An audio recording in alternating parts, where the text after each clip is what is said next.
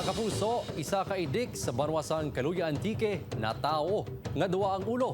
Pinasay nga porma sini. Ano ayhan ang rason? Inaging tutukan ni John Sala. Nagtugas ang pagkatingala sa pamilya sang hog racer nga si Darrell kag netizens ang pinasahi sini nga idik. Pagkabunag sinisang damlag lang, ila na hisayran ang pinasahi sini nga itsura. Duha ang ulo, apang isa lang ang lawas. Ika-4 taon ini nga pagbunag sang ila na yon. Apang inilang labing una nga tion nga may pinasahi ini nga idik. Nagulat din nga kami kung bakit nagkaroon ng ganyan na piglit. Dugang panigusar, sang ginbunag ang idik. Ginalauman sini nga gilayon man ini nga mapatay bangod sa mga posible komplikasyon.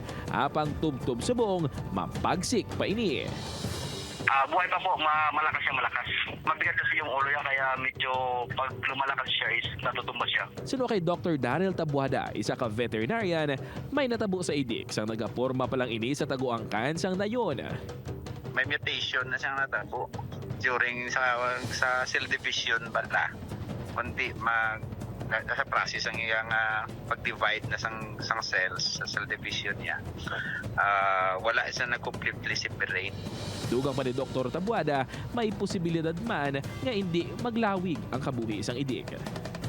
Kung may ara sila nga parts nga common, may tendency na siya nga mapatay. Pero kung separate, ang internal organs, vital organs, kagabilog na kalawas is complete ang kada isa kag isa. Subot ang balon, makasurvive na. Tapiak sa sitwasyon sang iya ginasagod nga idik, ginakabig naman ni Darrell kag sang pamilya sini nga blessing kag sa karon nagadulot sang kalipay sa iya pamilya.